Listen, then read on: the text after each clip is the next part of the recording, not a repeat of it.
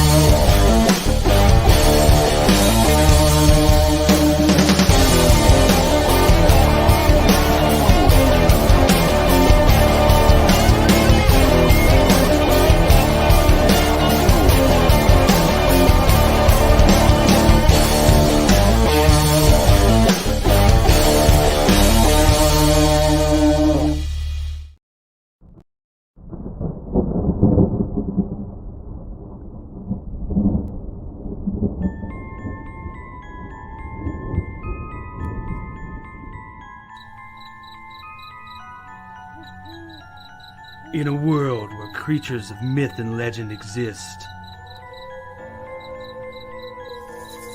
a covert task force is charged with keeping humanity safe from supernatural threats. And when young Nancy Moon stumbles into the eternal battle between good and evil, she finds...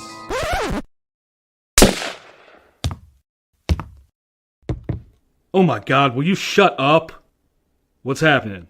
Agent Beckett here. Aren't you tired of stuff like that? Want something different? Roll the tape. Whoops. Sorry about that. That's a song I'm writing for my ex. Okay, here we go. Yeah, that's more like it. Alrighty. Welcome to the world of the mythicals. We have it all. Monsters. Magic. Government agents. He's the strong silent type. This guy. Ugh, gross, dude. Get some kind of cream or something.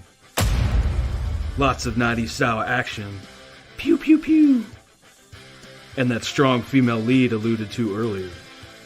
Mm-hmm. Not to mention a dashing field commander with a great sense of fashion. Look at those glasses. South River Studios presents The Mythicals, Issue 1. Buy it, if you dare. Ugh, will you can it already? How'd you get free? Now beat it before I lose my cool. So what are you waiting for? Sign up today. Like right now. Sign up today on Indiegogo.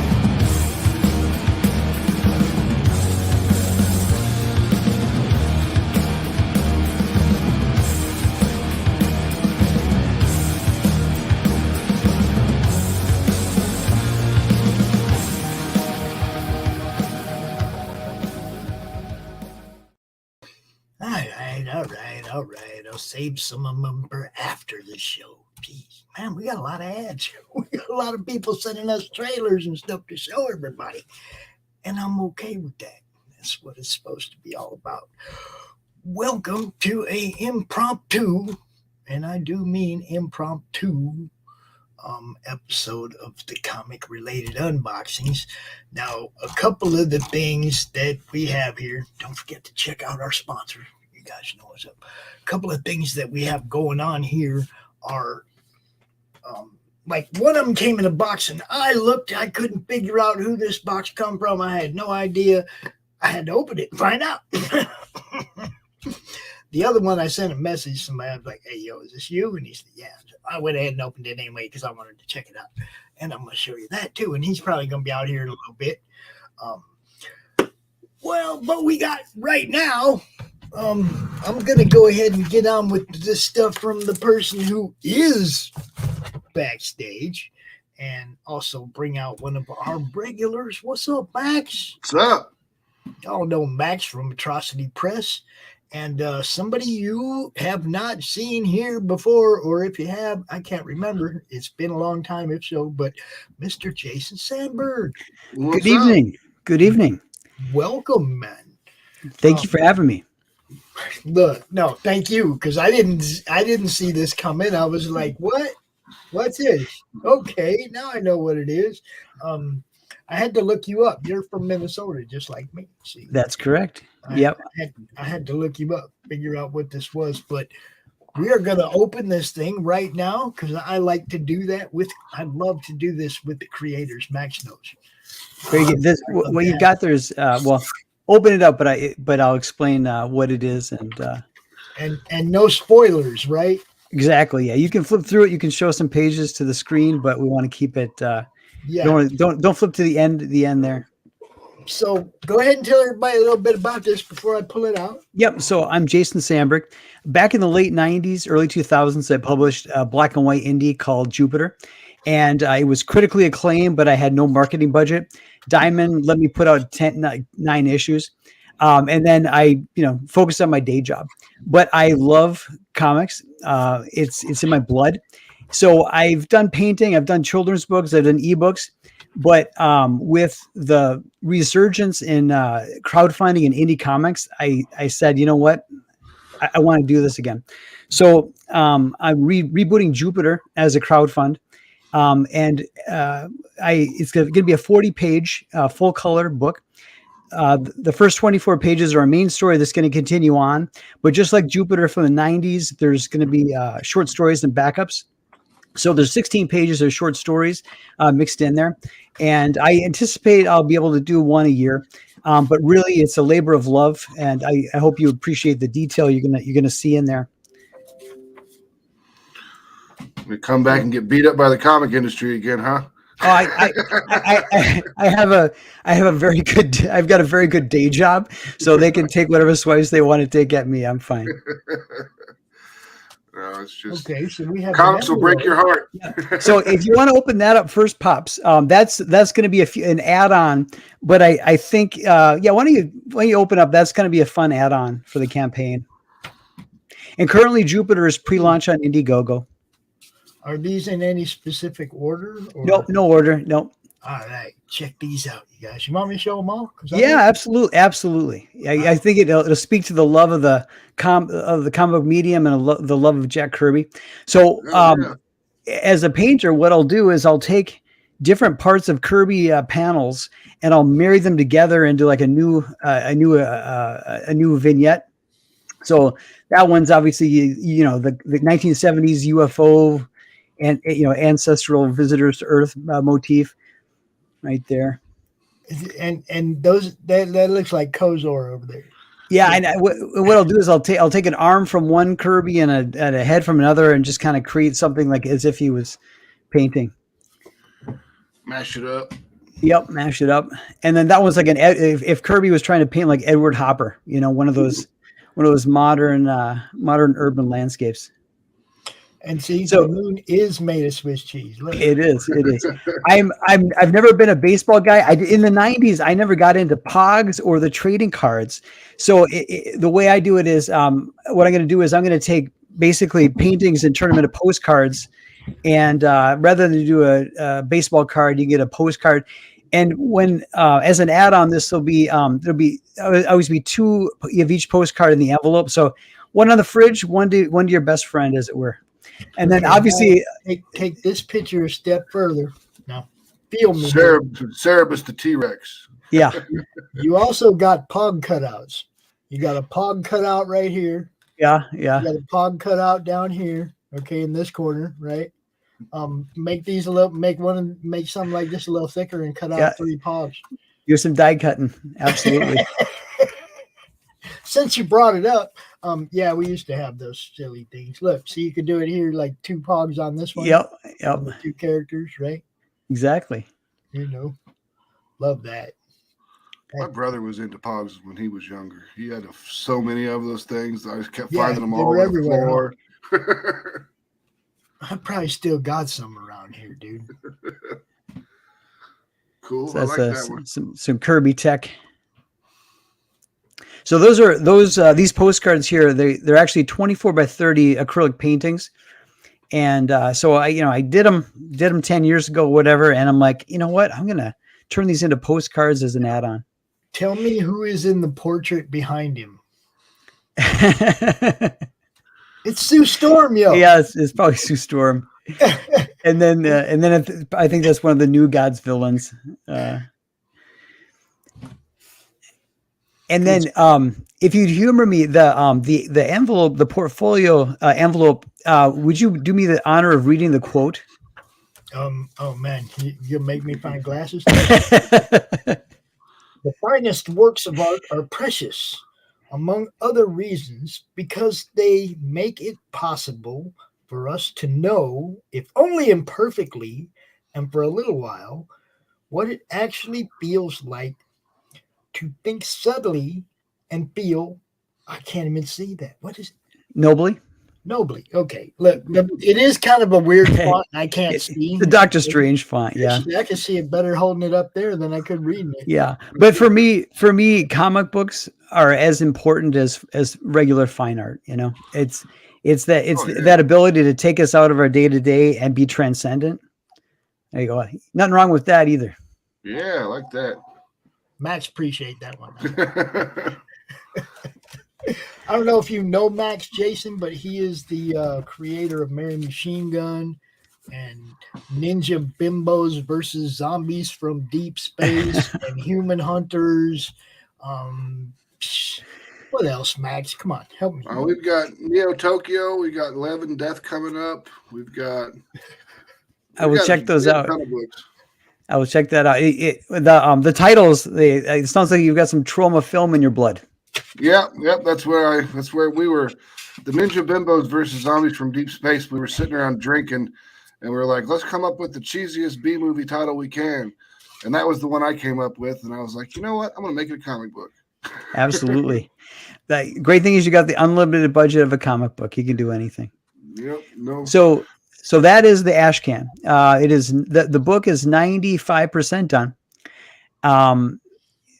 And it's 40 pages full color. It's pre-launch on Indiegogo.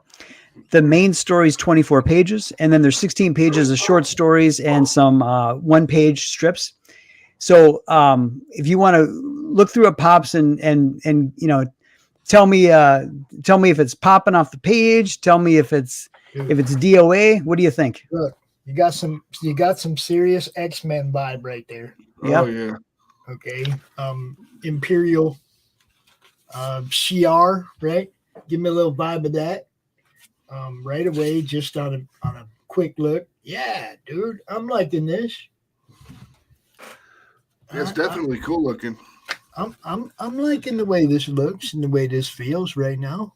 That colors is Definitely very Kirby-esque. Yep, super cool. Yes, it's got that old school comic feel, man. Yep. my sweet spot is the 70s and 80s, obviously, John Byrne, John Buscema.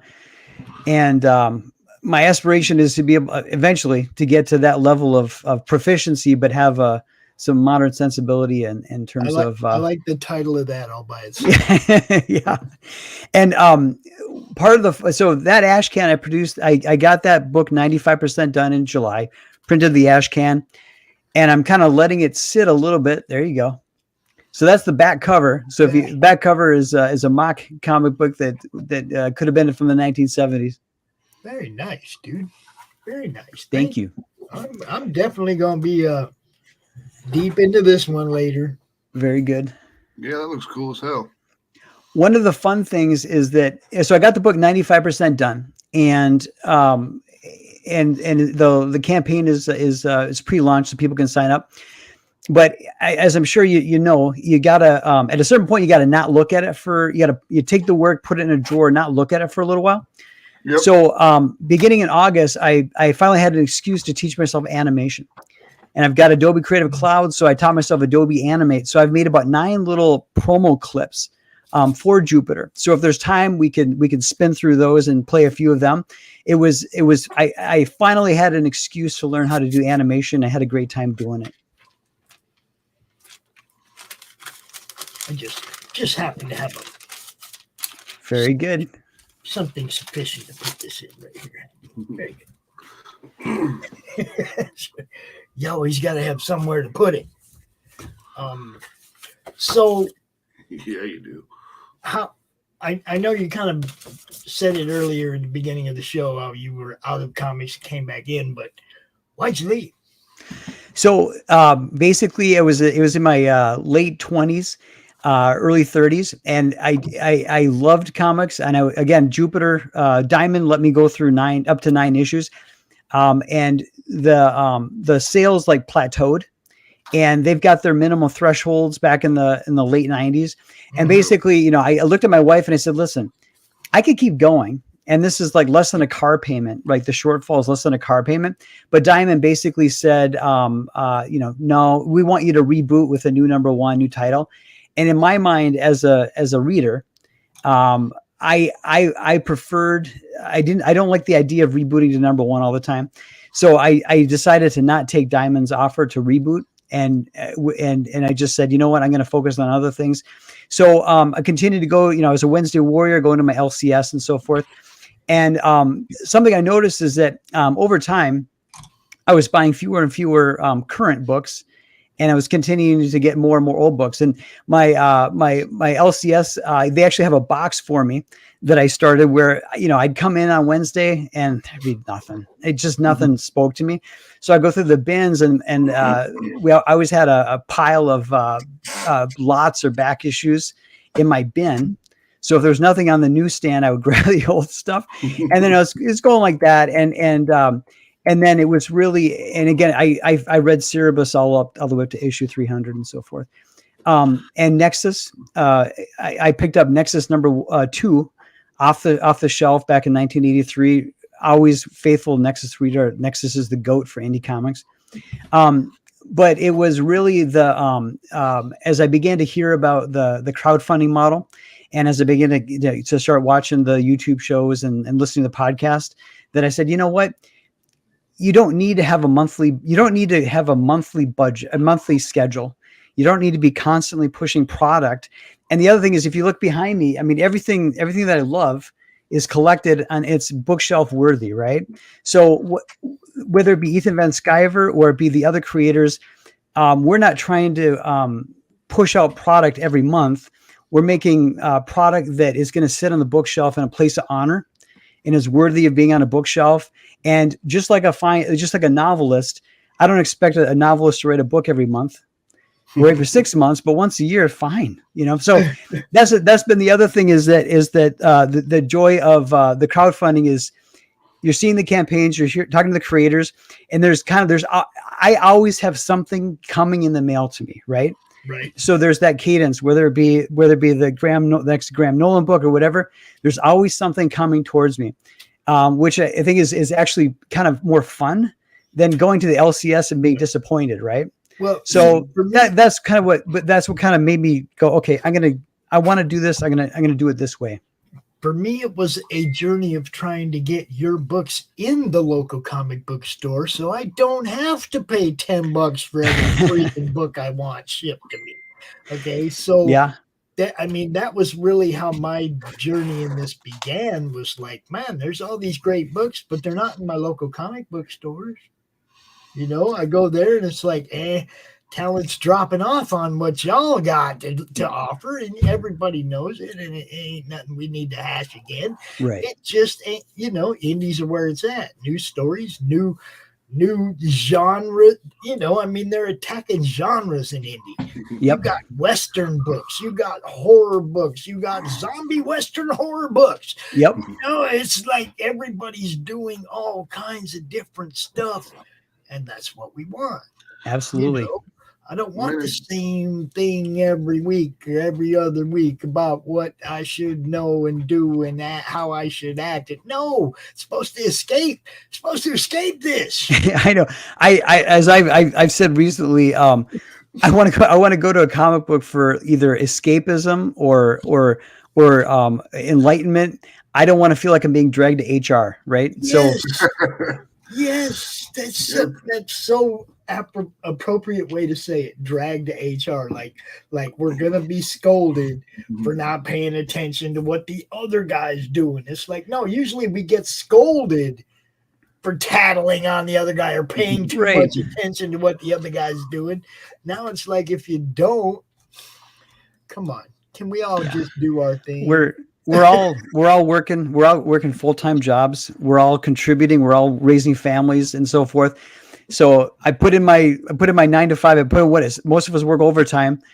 I want to hang out and I want to have my mind blown by some craziness or some wild adventure, whatever. Right. Or, and to each their own. Right. But it's that scold culture. I don't like it, and I want people to, and part of it is the treasure hunt, right? Where you're and I realized I've been lucky in my life, because there's Mind's Eye Comics in Minnesota. There's Issues Needed in Minnesota. They were always my LCS, and they always had a good wall of image and fanographics and just basically any indie titles, right? And there might only be 2 or 3 copies that they'd be putting out, but there was always that hey, I'm going to try this out, and it's a couple bucks and give it a shot, and then if it clicks with you, it clicks with you. But I do realize that I've been lucky in terms of I've really had good LCS, and I've had good rapport with them, good friendships. Mm-hmm. When things started to get weird in the comic book industry in like 2016, I think if anything, I'm not necessarily I'm disappointed in, say, Marvel, DC. I'm not mad at them. What I'm mad about is the retailers, where they're getting shoved these variant covers and this bad product, and they're, if anything, they've got Stockholm syndrome, and I feel empathy for them. Don't feel necessarily mad at anybody. I feel empathy for them. But again, I've had good retailers. Both the 2 main comic book shops that I've shopped at for years. Good wide selection, and to your point, there's you just got to keep digging and you find something. Sometimes again, I would just have to get something out of the back issue bin, but regardless, I feel I was fortunate. When it comes to the big 2, the back issues is pretty much all I'm looking at anymore. Yeah, I mean, I'll dip my toe in on a Captain America or an Avengers just out of love of the characters, but basically Marvel's only getting my money on the Epic collections and the omnibuses, so. Yeah, I bought an X-Men comic a couple weeks or a couple years ago, but it was I was like, let me see what Marvel's doing with their not MCU kind of B-tier MCU stuff, and I was like just totally blown away by the fact it was just terrible. The line work was bad. The colors looked like flats. I mean, I was like, this is what they're selling nowadays for $4.99, and once a month. And I think you definitely made the right decision with telling Diamond to suck it, because there's no way a distributor is going to tell me that I need to reboot my comic book. Mm-hmm. Like I've got a story I'm telling here. Right. Yeah, and I could have pulled a fast one. I could have just changed the name, put a new number 1, but at that point my heart wasn't in it. And to be frank, I'm better now as a draftsman, better as a storyteller than I was 15, 20 years ago. So it's probably for the best. Probably for the best. You always grow as a creator as time goes on. We do have another place for you to promote your book. You see the banner going across the bottom here. Max created a Twitter clone for comic people. Okay. It's got no porn bots, no news crap, none of that. It's just comic people talking about their comic. Very good. So if you'd like to check that out and join that, you are most welcome. It's just like I said, another platform for us to network and absolutely. Max is pretty talented.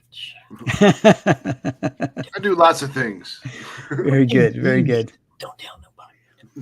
Do you want to play any of the promo clips that I've got? Are you interested in looking at any of those, or do you want to save it for later? I haven't had a chance to look at them, but where are they at? Where are they at? Okay, so I've got. If you search my name on YouTube, you should be able to see them. If you want to just share your screen, you can. I can do that.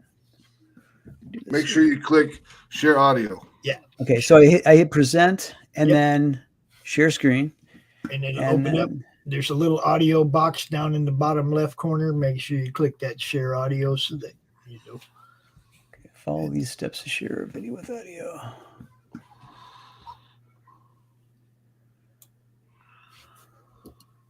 You'll get a little drop down. It'll show you. You got to have the window open though. Yeah, let me go. I think I got it open. So it'll grab it.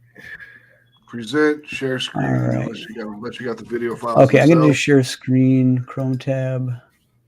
There you go. YouTube. And then I got share audio clicked. There you go. All right, you can see this. All right, and then can you still forgive me? Can you still see me? Yeah, I can see you. Yes, all right, perfect. Okay, you're right below me. Over here, perfect. Go like that. All right. So this first one I'm going to play is a little. It's quick. It's quick, but it's a little trippy, a little psychedelic.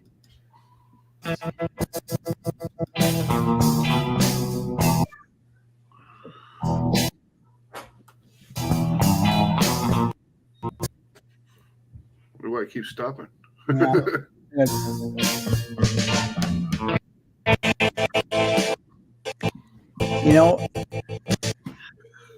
YouTube's being hateful. Yeah, it could be my internet. It could be my internet connection. If you just look for Jason Sandberg on YouTube, you should be able to see it. And then if you wouldn't mind sharing it, I'm concerned my internet might be bad here. I've got my son downstairs playing Xbox probably. So. That'll leech all the bandwidth. Yeah, all he cares about is hockey and Xbox. All right. Well, first I have to subscribe to your channel because. Oh, I got a subscriber out of this. Well, Okay, so promo 1, is that the one you want to see? Let's look at. There's one with an hourglass. Yeah, I think. I think so. Call it up here. Man, I couldn't hear a word you said. That dog going down the stairs. All right. I got the one that's there's one that's 4 minutes 30 seconds. There's one that's 52 seconds. There's some. You want the shorts? Yeah, let's do the short, just so people, don't bore people here. There's one with an hourglass or a little house. Play that one. That one's kind of trippy.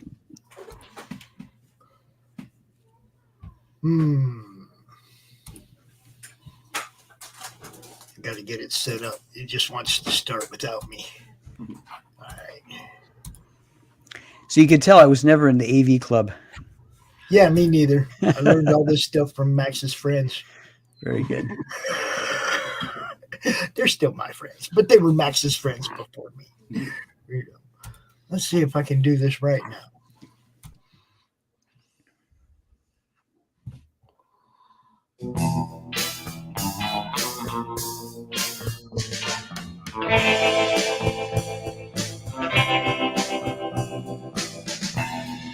that's wild.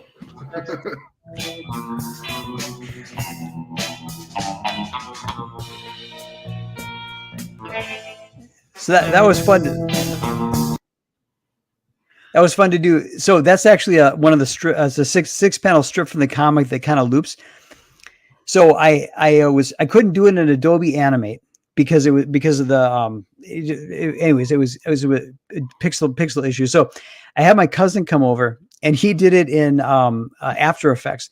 And so we're sitting there. We've got we each have like a Corona, and he's layering out the Adobe After Effects, and then he starts to go, okay, so what's the first panel? And I go, just start with the house. And he goes, yeah, but to get to the house, you got to go through the desert. I go, okay, we'll start with the desert. He goes, well, to get to the desert, you got to start in the hourglass. So we were just cracking up our the both hemispheres of our brain simultaneously. We were like going like that, and it was just a good memory with my cousin as we were just cracking each other up, figuring out how to loop those. I like how it loops through. That's really cool. Yeah, it was fun. And again, no artificial intelligence here, sir. No artificial intelligence. This is all human creativity, human drawings that are looped together. Okay. Though there's one over there with let's see here. Play the one with the horse on there. That one's just kind of that one's kind of fun.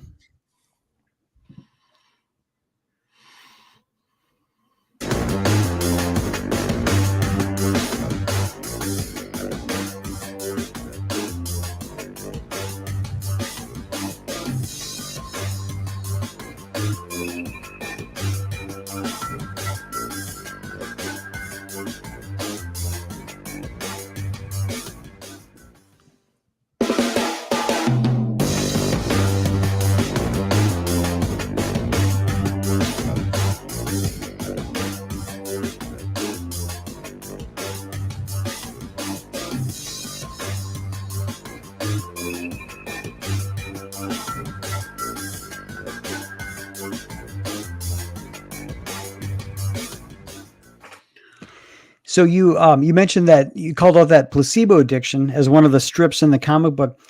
That's my catch-all crazy cubist psychedelic template, where you have those crazy ideas when you're riding your bike, walking through the grocery store. You have these crazy ideas. Kind of write them down as if you would in a dream notebook or whatever. And those placebo addiction strips, they're always 6 panels. And sometimes it'll be one kind of thread, like the house within the house within the hourglass. Other times it'll just be like a funny thing like you can't do treasure hunting anymore because the X-ray goggles found all the treasure, right? But anyway, so it just allows me. It kind of gives me a format to do just a little one panel strip or multiple strips without trying to turn like a good. Sometimes there's just a good little nugget of an idea or a funny thought. It has a home there. You don't have to create a whole story around it. It is what it is. And it's kind of akin to like flipping through like a notebook, of an artist or something like that. And there's drawings here and ideas here. And this is just a way to kind of merge them together and create something kind of holistic. So that's what that placebo addiction is. And I did that back in the 90s strip, but now they're in color. So do you do a lot of trippy stuff? Because it seems like that was pretty trippy too, with the horse with the head tied all around itself. And I'm a unique fella. I will just say I'm a unique fella. I hope. And then there's one there that looks like it. Oh, actually, you know what? In the spirit of Comic Skate, in the spirit of independence, if you wouldn't mind, sir, play the one that's looks like a little video game there on the far right. I believe everybody's going to enjoy this one.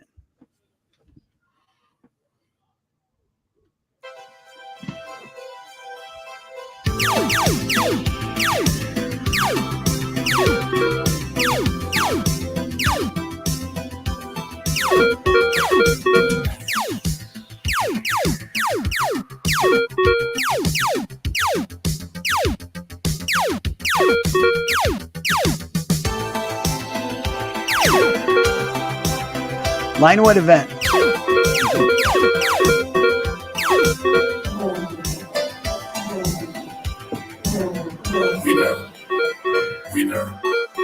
You did that with Adobe Adobe Animate? Yeah, Adobe Animate, yeah.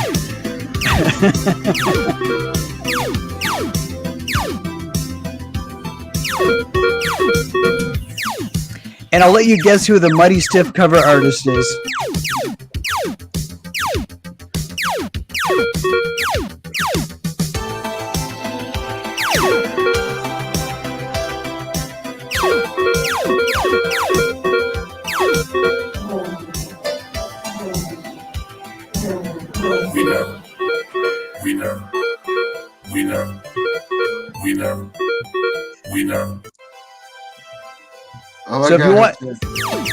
So if you're watching out there, if you want to win at the game of comics, sign up for Jupiter on Indiegogo.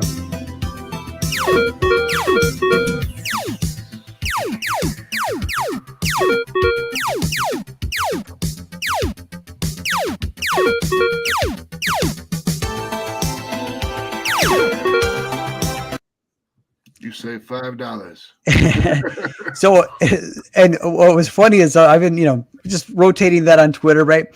So this was one lady, she comments, she goes, "What the hell? I thought this was like a Candy Crush ad or something like that." She goes, "This is," so I was scrolling past this. I thought this was like a real video game. I'm like, no, it's just a little marketing campaign, but just fun. What's the one with the building? Is it creepy?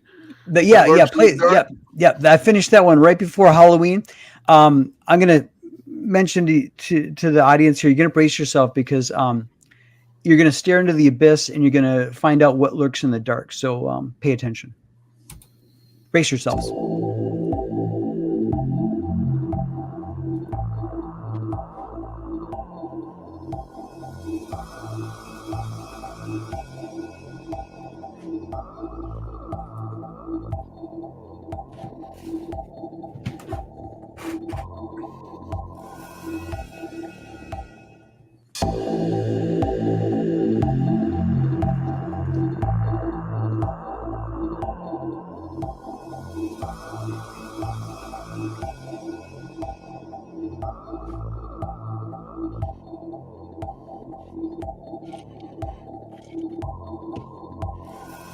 Who did the music for these?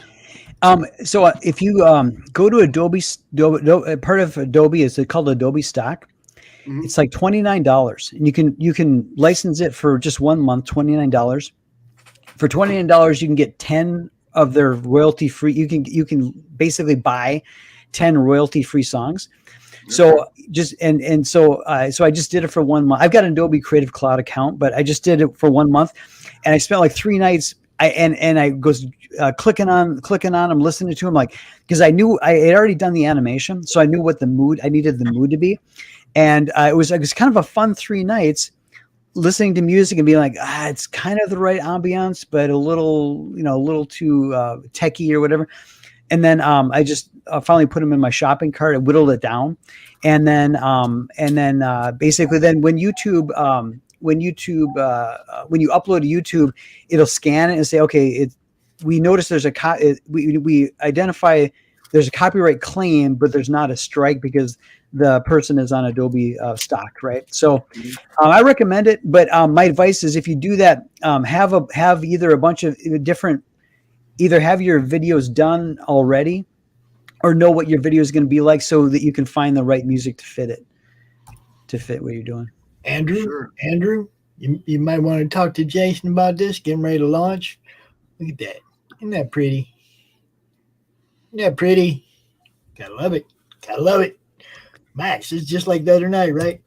Yep. Max is on the show and he's talking about his 4th Mary Machine Gun book. And it was like, so I went and dug out the number 1 that I had to show everybody. Turned out to be the first printing with all the errors. So they fixed it all right. I'm like, perfect. I love having it before. I love having proofs, stuff like that. Man, that's just awesome, dude. Yep. Thank you so much, my You're friend. welcome, sir. You're welcome. Andrew runs a show as well. You might want to talk to him about maybe getting on his show. All right, I'll connect with Andrew. He is on Facebook. He is in the Comic Related Madness. The best kept secret on Facebook. If you read the banners down there, you'll know that. The bestest secret on Facebook. Yeah, no doubt. Definitely want to check that out. We had some other stuff show up this week too, guys. Like I said, I had one package show up. I had no idea whatsoever what it was. Oops, I meant to go the other way with that. I had one package show up and I had absolutely no idea what it was. So I had to open it. And it turned out that it was a collection of books from Morgan Quaid. Oh, sweet. Now, I don't know if some of you know Morgan because he does our trailer, our Madness show trailers and stuff, our channel crawl, all that. Morgan does it. He's the one that gave us our theme music. I love that music. See, but yeah, he sent me all these books, guys. I was tripping out. The Crow, Nice. by Morgan Quaid. Let me begin myself real quick. Gotta give these some love, man. So we got The Crow, Morgan Quaid, and artwork by Alexei Brasnik. And yeah, I'm not even trying to mess up a bunch of people's names. And then Raven Running, which now these stories are all like in the same universe. Okay, Raven is I think they're all sisters. I think Raven and Kira and this other girl are all like sisters and daughters of the devil. Oh, that's a great cover. Daughters of angels or something like that, right? And this one is very thick. Very thick. Yeah, it is. I was, it was a heavy package. That's why I was like, I didn't order nothing like this. But these are the ones you guys might remember us playing the ad for. And remember, that's Lucifer, and I was like, man, how come dude looks so much like me? What's up? What? Just missing the hat. Yeah, and that's one of his daughters, right? And book 2, which I haven't got to yet. I'm about to. That's my next read right there. Dude, these are all good. I was like, damn, Morgan. Definitely need to be out here where we can promote your stuff more. And I think he has another one coming up here real soon that we'll be talking about with him. But dude, does he have a eBay store or a website? Geez, I guess it'd be on here somewhere. You'd hope. Super Serious Comics. I'm writing that down. Super Serious Comics. And man, good stuff. I mean, the 4 of the 5 that I read, I'm like, yeah, I love the way this all ties together, the way it's tying together, coming together, whatever. Good stuff. Yeah, RJ, haha, told you. I told you I'm making you work, bro. Is RJ in the chat? What's going on? Oh, no, he just sent me a message, said, youch. I was like, yeah, that's right, boy. Because somebody hit me up about needing emergency help with fulfillment. And I was like, well, that's our guy. Okay? Mm-hmm, absolutely. RJ does it, right? Everybody knows that. RJ does it. And then I told him how many backers this campaign has already. And he said, ouch.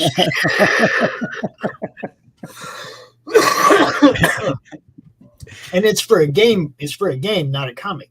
Okay. So that'll be, something. I mean, I know RJ can handle it. He's logistics. He can do all that, And Andrew said, feel free to connect. There you go. Right. And there's another one I got the other day. I don't know. Some of you may have seen it. Some of you may not. But I'm going to play the trailer for it real quick, and then I'll show it to you.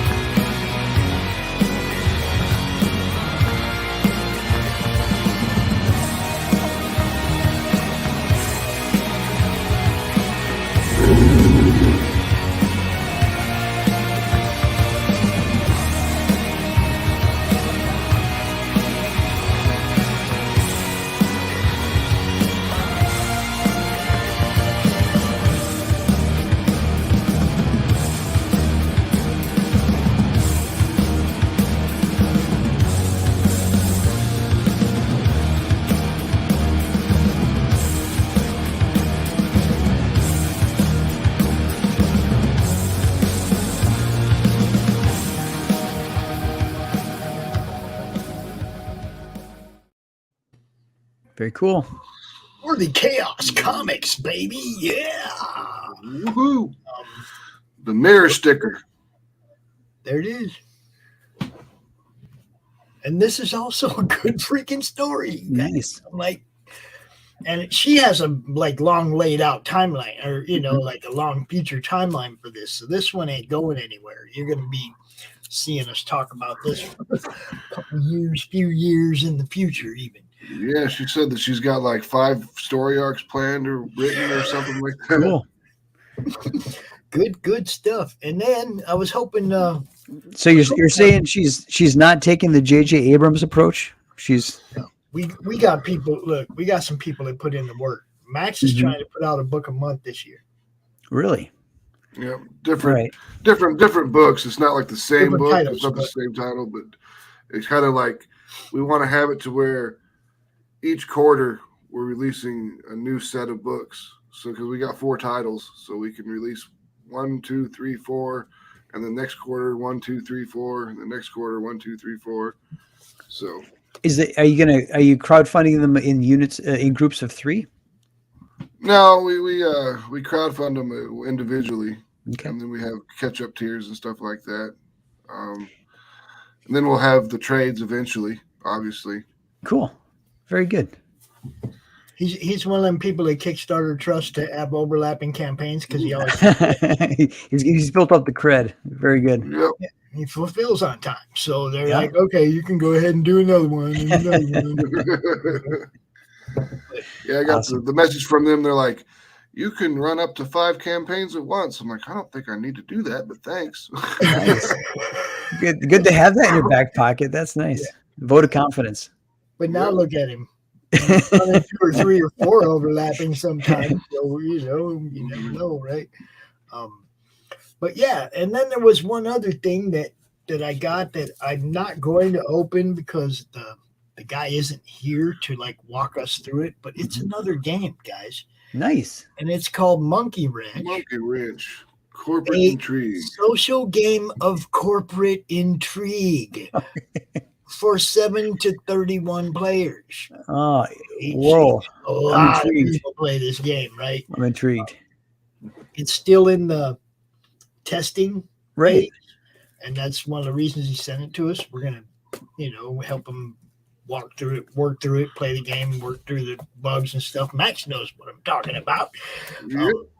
It's one of the things we do. We demo games either, after they're finished or even before and help beta test, help them work out bugs. We do whatever.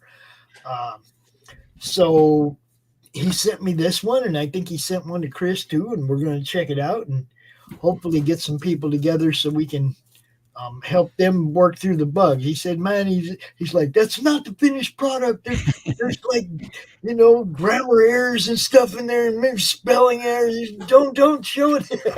Did he tell you the premise? I mean, I assume it's a role. Did he give you the premise of what is there a scandal like a security breach or a patent leak or like research and development that goes awry? Do you see anything? I can give you are the employee of a toy company. Rumor has it that a fellow employee has been breaking the production equipment to stop the new product from being made. The board of directors has informed everybody that one employee will be fired every day by group vote until the sabotage stops. It is now up to you and your fellow employees to figure out which one of you is the one responsible for all the damage. Interesting. So it's a hunt for the saboteur. Okay. Kind of like, and one person gets voted out of the game, I guess, every round until he gets away with it or gets caught. Yeah, nice. All right. Monkey Wrench. All right, Monkey Wrench. All right. I like it. All right. And that same guy is also planning on starting a he's gonna run a D&D game with us too. We're gonna do Fallout 4 on Friday nights at 9:00, I think. And we're gonna add that to our game day because Friday is like game day. Sure. either a game demo or Max's D&D game in the morning on Friday. We play the Fellowship of the D20s replay to get everybody ready for their new episode on Sunday. We play that on Friday. We're going to do this game on Friday. It's like kind of turning Friday into Madness Game Day. Nice. You know, because, hey, it's all part of it, man. Absolutely. Games, comics that are games that are comics. My friend, one of our sponsors, Laughing Rogue, my friend Chris, has a comic book called Slaughterville. But that ain't all. He's also got this. Oh, you can't even see it. This huge game box right here. Yeah, where's my light? Give me some light. I need light. This huge game box right here. Camera, agree with me. Okay, see this? Cool. That's a huge game box because behind it is a long box. All right. Yep. This is a long box of comics. So you can see how big this game box is. This is the director's cut of Slaughterville. Okay. Whoa. Nice. I'm talking about a big game, yo. Yeah, yeah. Okay. This is the director's cut of Slaughterville. I'm not familiar with that. Can you explain what's the premise of that one? Slaughterville is like all the movies in one. Okay. Okay, like, Crystal Lake, all the different places, but okay, but not really. Okay, Lake, right? Right. Because the licensing for that stuff was ridiculous. Right. So he also has a game called Gods of Metal. Let me see. Let me get this out. Don't drop stuff. Gods of Metal, where you can build a rock band and fight against the demonic forces, right? You build a rock band, you make songs, you create songs. You got to have a beginning and ending and a middle in order to fight against the demonic forces. Good game. Yep. But Slaughterville itself, like I said, it's you get these big giant game cards for the demons, or for the different that's Bathory, whatever, and Demon Razor. Okay. Does he look familiar though? I mean, it's they got to change the names a little bit on stuff. That's but good. All kinds of extra card decks. Sure. Yeah, the regular edition of the game. Okay. Yeah, it's definitely gigantic. Yeah. That's the lunchbox size. All kinds of other game boards or other stuff to the game board. Cool. Good game. We've played it live. You can watch us play it on the game stream. It's all the YouTube on our channel. Every playlist is a different show. Yeah. So if you go to like Madness Gaming, you'll see the whole list of all the game shows that we've done. If you go to Monday Madness, you see 100 episodes of Monday Madness. It's like everything. Every playlist is a different show. Right. So to try and make it easy for people. No, it's nice because I'll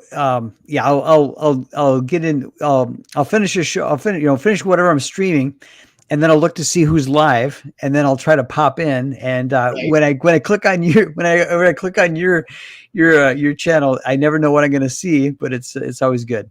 That's what I want. I want variety. Absolutely. Now it is scheduled. Okay, it's like if you go look at the schedule in the Madness, you'll know what's coming on at what time or whatnot. But like tonight, RJ couldn't do a show. He's in a meeting. I'm like, I got stuff to open. It's like, okay, impromptu stream tonight, guys. We're gonna I'm just gonna go fill that dead air spot because I like that. I like you don't know what you're gonna get when you tune in. You might get Mike Barron. You might get Chuck Dixon. You don't know. It's like you got so many different people supplying content right now. We're having a blast, huh, man? Yeah. Really, yeah. When I was a kid, if you had told me that someday I'd see Mike Barron like live on a stream, I mean, it's an amazing world we live in to be able to see these creators. Mike. Okay, Mike was at the very first CromCon when I very first started doing this 3 years ago. And when I asked him if he was interested in coming out, I did it on Facebook Messenger, obviously, because that's where you find people, right? You find them on Facebook, and it's like, oh, there he is. I'm gonna ask him if he wants to come out. And he sent me a message, and it said, "Here's my phone number, Pops. Call me." And I went, just gave me I know. phone number. I was like, dude, you don't know. I was not only was I expecting a "who are you? Get out of my face, get out of my inbox," but I got, "Here's my phone number, call me." And Mike's just like, "Call me, Pops." It's like, okay, bro, I'm in. And we've been friends ever since. That's awesome. Everything he does ever since. Yeah, Mike is super cool. Yeah, he's been nice. He's been good to me too. So yeah, he's amazing. And it's like, even when I approached Jeff Earls about bringing their content to the network, I was like, we'll just simulcast it at the same time you do, but we'll put it on 8 other platforms, so more people are seeing it, right? Right. Yeah. And Jason's and Jeff's like, "Well, I'll talk to Mike, but I'm pretty sure I know what he's going to say." Because I didn't want to use my friendship I didn't want to go to Mike and just like trump Jeff's opinion with, so I went to Jeff. This is what I want to do. Are you interested? And, dude, those guys are great. They really are. Definitely. Everybody that promotes other people and that gets it. Yep. It's what it's all about. It's that's part of part of the fun. RJ, I know. See, I have this bad habit of sending people work. In some instances, translates into money. Right. Oh yeah. I hear you. It's one of the things I try to do. And one of my goals for RJ is to get him out of that one-room apartment thing that he's in. Get him into a place where he has room to operate. Yeah. So I send him every time somebody asks me, "Do you know somebody who can?" I'm like, "Yeah, RJ's your guy." Mm-hmm. And I did it again. RJ's your guy. RJ's got a great little operation going there with his fulfillment thing, and being able to ship international books locally to save money on shipping. That's awesome. Yeah. Definitely. Dude's got it going on. I love RJ. That's why he's our sponsor down there. That's right. There next to Jason. You see that? That's right. It's all good, man. It's what we do. It is like almost 9 o'clock. I'll play a couple more ads and I'm going to get out of here. And in case RJ does want to come out and do a late night stream, he might have something to talk about now. You never know, right? Now, Max, as always, how many days you got left, bro? What's up? 8 days left to go. And over 8 grand. 174 backers, $8,164. Mary Machine Gun 4, y'all. Drop that link, Max, real quick. I did it earlier. I'll drop it again. You know what's up. And go over here to Jason's channel. He only got a few subs. Go sub to his channel and look at his stuff, because as he does more, you'll see more. That's right. And Jupiter's pre-launch at Indiegogo. Go sign up. Is the first 100 backers. You'll be notified, obviously, when it goes live. The first 100 backers are going to get a genuine non-prize, not to be confused with a no prize. So you'll want to be notified, because the first 100 backers are going to get a non-prize. Non-prize. All right, look, I need that link to the sign-up page. Put it in the private chat, and I will drop it in the comments. I will do that, sir. Do you know that if you run into Steve Martin and ask him for his autograph, he gives you a small card that says, "I had an experience with Steve Martin." I got for Christmas, I got my wife the new book he did, and which was fitting because it's got comic strips in it. We both love Steve Martin, but yeah, he's great. He's special. All right. Drop this in the comments real quick. Y'all go check out, sign up for Jupiter 1. And everybody knows I do not do reviews per se, but I do like give you a thumbs up. If I like it, everybody knows. You can ask Max. Everybody knows if I like what you did. I like what you did. Everybody knows you did. You see what I'm saying? I hear you. I appreciate you letting me on. I greatly appreciate it. So thank you, sir. Anytime. Oh yeah, and CromCon at the end of the month, there's like 5 spots left. If you want to grab one, you look in the madness at the featured pin post, and it shows what spots are available. Okay, so duly noted. Cool. CromCon's super fun. You'll like it. No, I've popped in periodically, and I'll be like, is he still on? They're still on. So yeah, I can't watch it start to finish, obviously, but it definitely pop in and soak it up. So thank you. I wish I could watch it start to finish, but it's like I experience it start to finish, and then I can't. Well, do you ever remember those weekends when they played all the Twilight Zones in a row? You know, yes. I would always, I did my damn best to get through all of them, but at some point you can't make it. But it's fun. It's good stuff. There's a really cool Twilight Zone that is, what was it called? 4 o'clock or something like that. And it was about this dude who was calling everyone's boss and saying they were communists and getting them fired and everything. And it's very, very close to cancel culture of today. Yeah. And it was a really good episode. If you look it up on YouTube, I think it's available. So there's a lot of Twilight Zones where Rod Serling was planting the seeds to warn us about monolithic political movements, and obviously it was the Cold War. But regardless, the first thing a malignancy needs to do is mind control, brainwashing.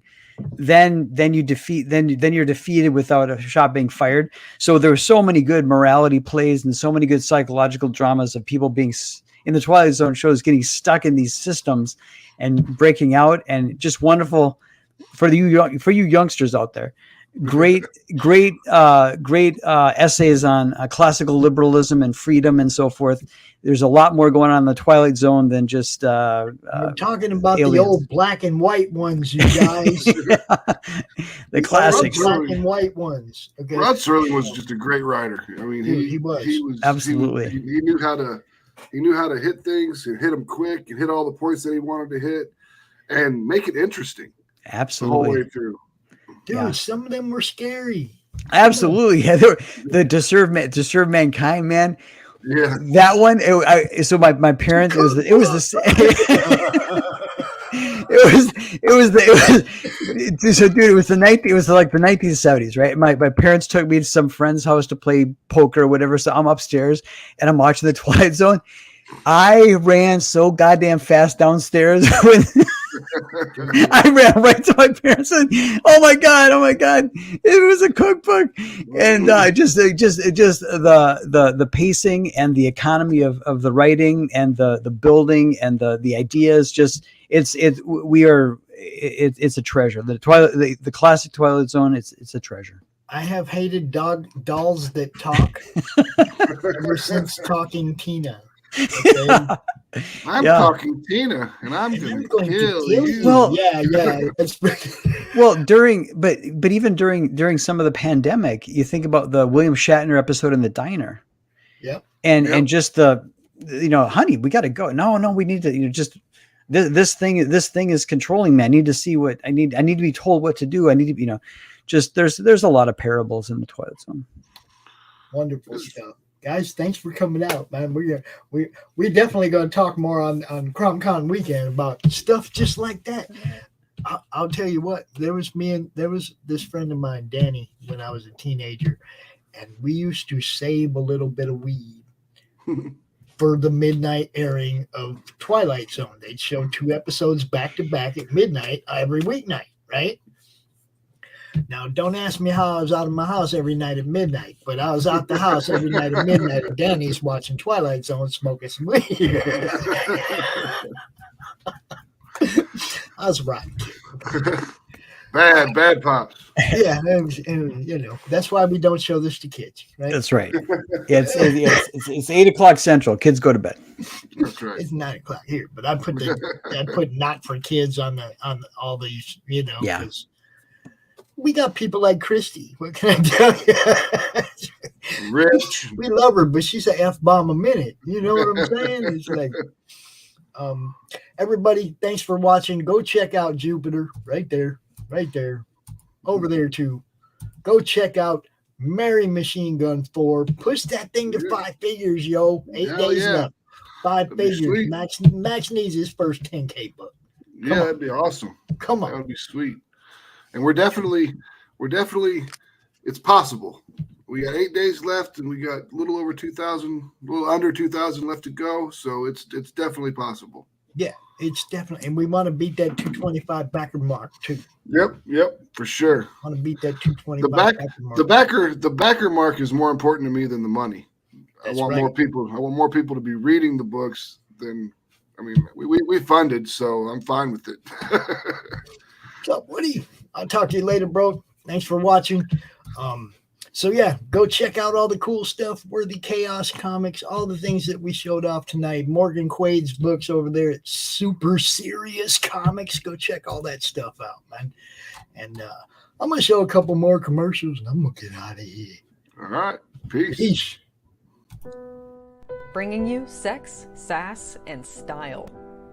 Buckle up and unlock your imagination for a fun adventure with these death-dealing dames. They sail the galaxy in search of spoils.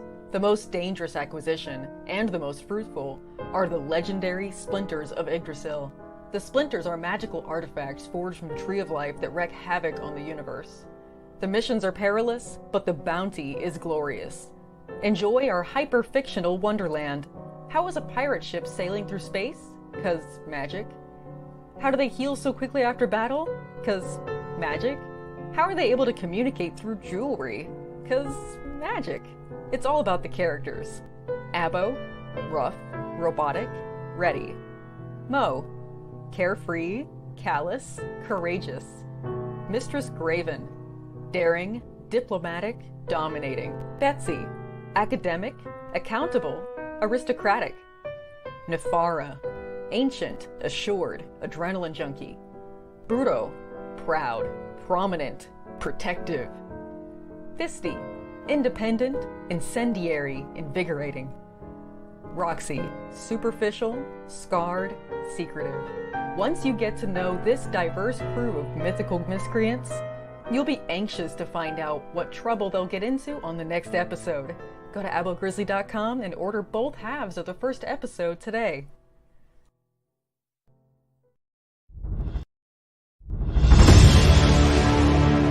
America's southern border has become a war zone. Human traffickers, drug smugglers, and terrorists flow across the Rio Grande with impunity, secure in the knowledge that no one will stop them. A distant federal government lectures Americans on their privilege while punishing overworked Border Patrol agents who were helpless to stem the tidal wave of invaders and determined migrants. Second-generation Cuban-American Marcos Zamora is a military vet, more patriotic than most Americans. No longer able to ignore the chaos at his doorstep, he acts. Joined by his best friend Gus, they hit the border every night, saving lives while stopping violent drug cartels and other opportunists. The government reacts with fury at Marco's attempts to preserve American sovereignty, deploying the full might of their enforcement agencies. But Marcos understands that the only thing the rich and powerful fear is bad publicity, and he records every encounter. Whoever he is, this private American must be stopped. Illustrated by Richard Bonk and written by Eisner winner Mike Barron, Private American is his version of Captain America, and maybe a little Punisher, taking part in this ongoing, violent, and very real battle of good versus evil in the war for American sovereignty. Grab your copy at theprivateamerican.com. We have a secure border, and that is a priority for our administration.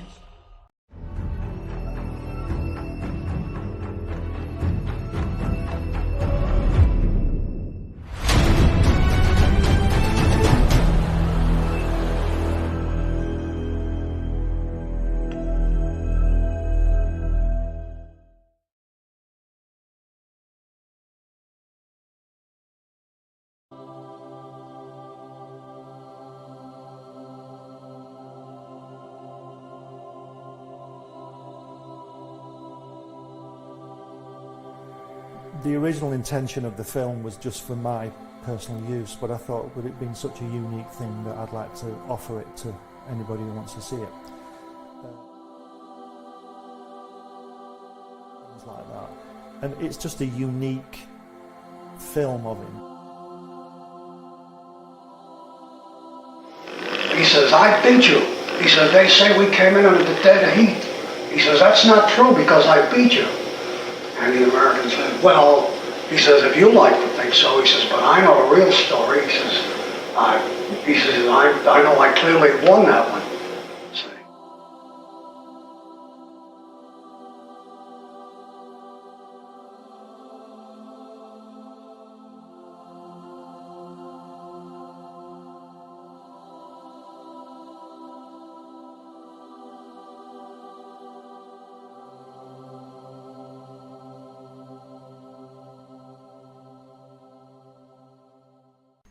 How do you end this thing? How do you put the where's the brakes on this bus? I forgot. Jazz hands. Jazz hands are done.